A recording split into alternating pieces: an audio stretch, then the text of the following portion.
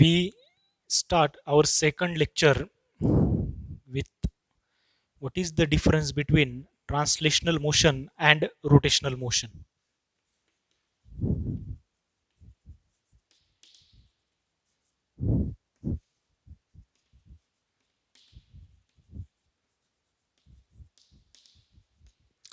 So, in translational motion, which is defined as motion of center of mass of the object. Center of mass means the whole mass of that object is supposed to be concentrated at that single point. So, for mathematical simplicity, we can replace that whole system by a single point. That whole system or whole body can be replaced by that single point, which is center of mass. So, translational motion is motion of center of mass, and rotational motion is motion about center of mass of a given body. So dynamical variables are totally different for for translational motion and for rotational motion. Here we have position, here we have angular position, velocity, angular velocity, acceleration, angular acceleration, force, torque, linear momentum, angular momentum, mass, moment of inertia. Okay, so that is the very basic difference. So the very simple example of translational motion and rotational motion, if we throw a ball like this or any object like this, if that object goes smoothly like this without spinning of that ball, then such motion is translational motion. And if we throw a ball like you have seen ballers, spinner ballers, so they give revolution about some fixed axis, and when they throw a ball like this by spinning, then that ball is performing motion which is combination of translational motion as well as rotational motion. Why translational motion? Because center of mass of that ball is traveling. Okay, so it is performing translational motion, and that ball is revolving or rotating around certain fixed axis. Okay, in some cases that axis is not fixed, but about some axis, then such motion is rotational motion. And motion can be translational as well as rotational, combination of both. Okay, our next point is, first topic is projectile motion under air resistance.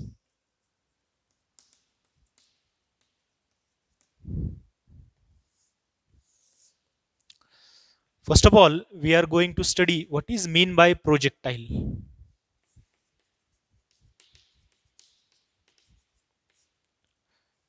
Projectile means any object or any body which is thrown obliquely or given some horizontal velocity, and that object performs motion under the influence of gravitational force.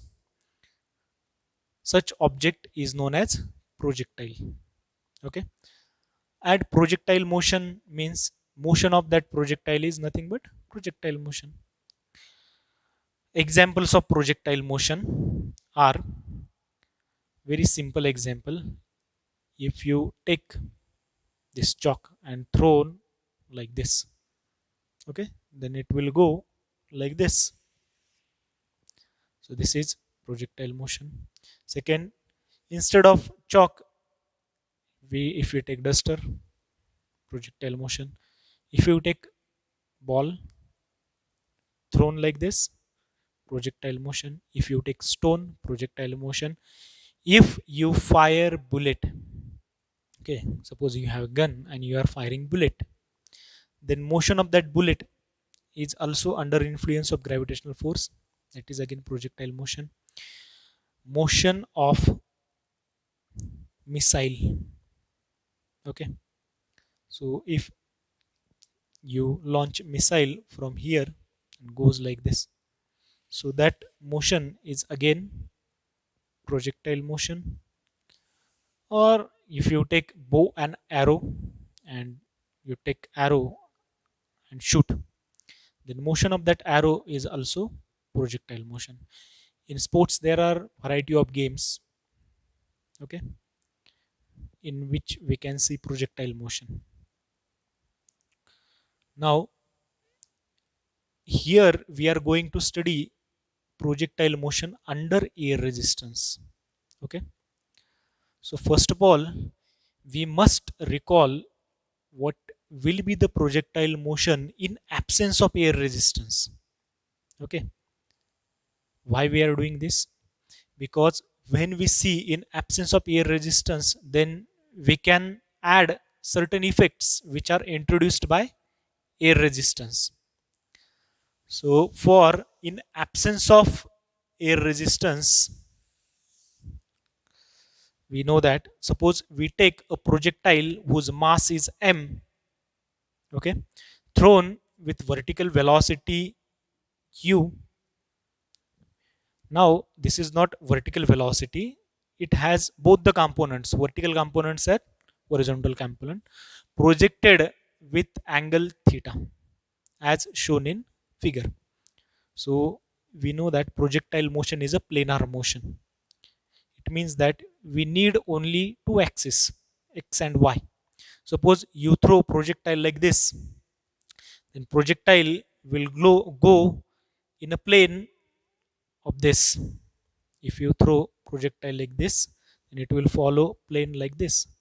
So along this we can take our coordinate system, Cartesian coordinate system. This is horizontal axis, vertical axis, and we know that projectile suppose is thrown from here, which is origin, it will go like this. Okay, so this is known as trajectory of the projectile. Okay, so after solving equation we get this trajectory, but here I can say by our experimental observation we have shown trajectories like this. Okay, and here suppose at t is equal to 0 projectile is starting its motion and u is its initial velocity. Suppose angle of inclination is theta, angle of projection we can say. Now initially at t is equal to 0, this initial velocity has horizontal component as u cos theta and vertical component as u sin theta. Okay, we know that when projectile starts its motion from here to here, it will be under influence of earth's gravitational field, and force, gravitational force is always directed downwards. So it means that when that projectile is here, gravitational force is like this. When it is here, gravitational force is like this. And we can write gravitational force as mass into acceleration due to gravity. So gravitational force is acting only along vertical direction. There is no any force which is acting on that projectile along horizontal direction. Okay. Now for applying Newton's second law of motion, we know that external force, its x component is mass into x component of acceleration. We can take out this vector notation when we write component wise. External force along y-axis is equal to mass into acceleration along y-axis. Now, along horizontal direction, there is no any force on projectile. So this equation becomes 0, means there is no external force along horizontal direction, is equal to m into ax. Here along y-axis, gravitational force, if we take this direction as positive, then gravitational force is directed along negative direction. So minus m into g is equal to mass into acceleration along y-axis. So here we get two equations. Here mass will get cancelled, and we can say, if we take mass over here, acceleration ax means x component of acceleration is 0, y component of acceleration is minus g. We know that acceleration can be written as rate of change of velocity. So here we can take vx as x component of velocity. Now if this is 0, then vx must be constant. We know that derivative of constant is 0. It means that x component of velocity does not change with respect to time. Here we know that x component of velocity is u cos theta. Okay, and this u cos theta throughout motion does not change. So in another way, we can say vx is equal to u cos theta, which is constant. So here we get equation for x component of velocity, and from this we can show here, as we know that x component of velocity u cos theta here, here, and here as well, which is vx, vx, vx. Now let's see what happens with y component of velocity. For that we have to solve this equation. Okay, again we know that ay is like this, dvy upon dt. From this we can write dvy upon dt is equal to ay, and ay is nothing but minus g. So by separation of variables, here we get first order differential equation, linear homogeneous. We can solve this differential equation by separation of variables. So from this, dvy upon is equal to minus g into dt. In next step we have to integrate this. So next, integration of dvy is vy is equal to integration of minus g is constant, dt is t, plus some constant of integration. This is definite motion from here to here, that's why here we have constant of integration. To find this constant of integration c1, we have to use known conditions, and those are initial conditions at t equal to 0. So at t equal to 0, vy means here vy is u sine theta. So put in above equation,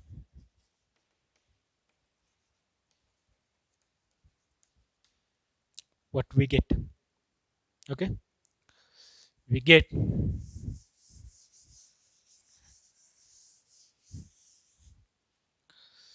vy is equal to what? U sine theta, and this is equal to, at t equal to 0, in this equation here this term becomes 0, and this is equal to c1. So replace c1, so we get vy is equal to u sine theta minus gt.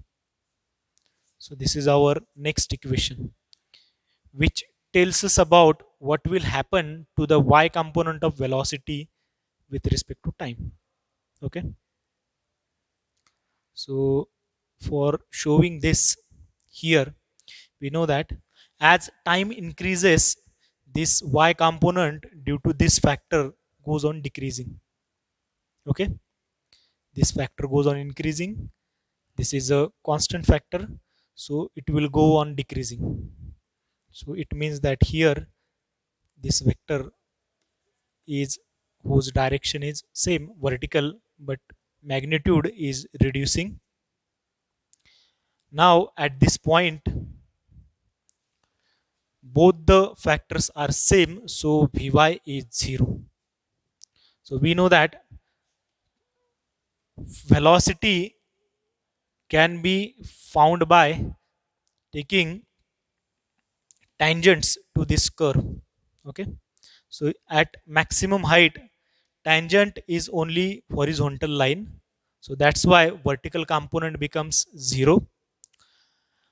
After this factor, this gt becomes dominating compared to u sine theta, and it goes on increasing towards negative side. So at this point u sine theta, and we get minus u sine theta. Okay,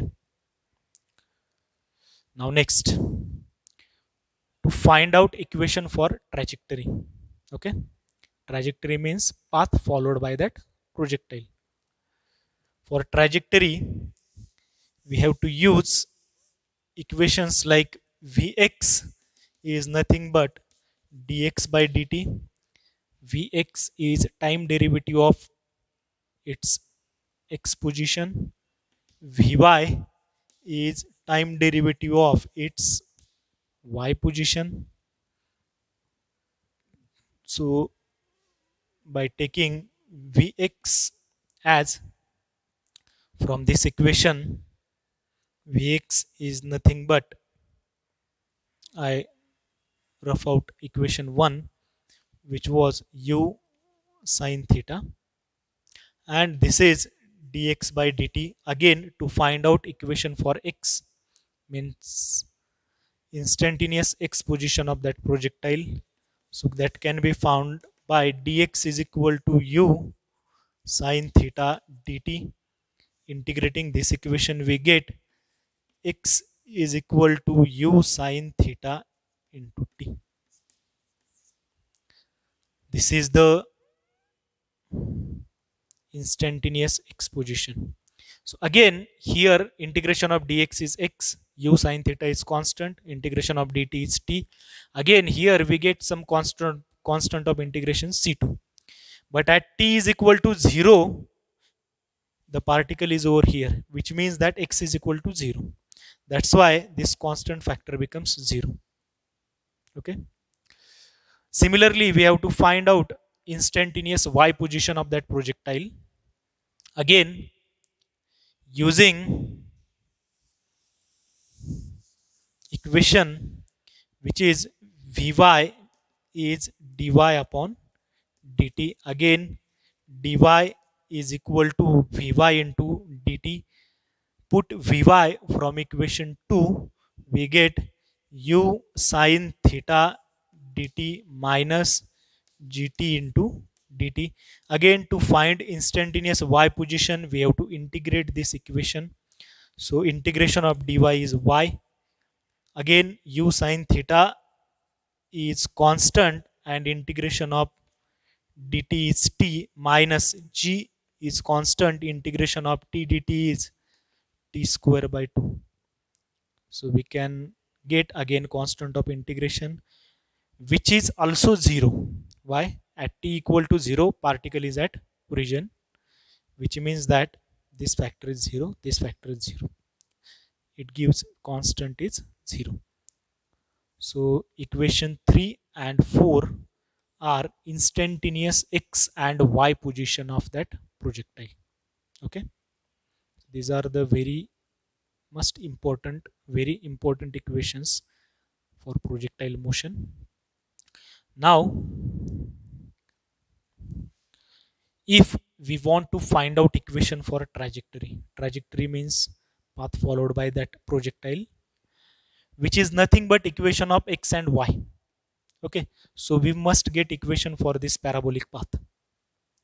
Okay, so to combine these two equations x and y, we have to replace variable t. So how we can replace that variable t? By putting from equation 3 t equal to x divided by u sine theta, and put that in equation 4. Okay, so I have to rough this.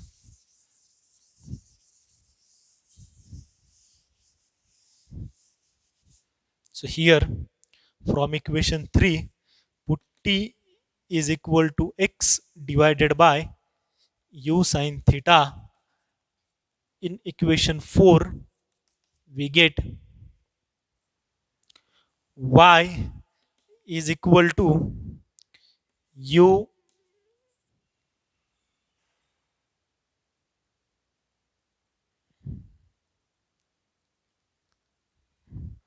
for x. I think here we have u cos theta. Okay, so x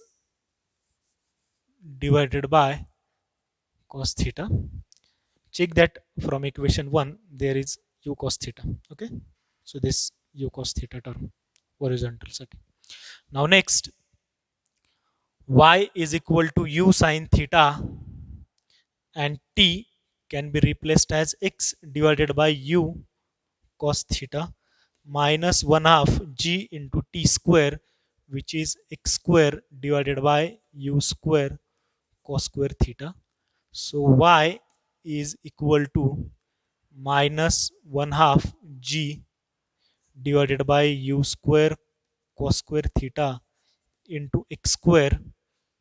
I written down this term as first term, plus this u will be cancel, sine theta cos theta, it becomes tan theta, so x into tan theta.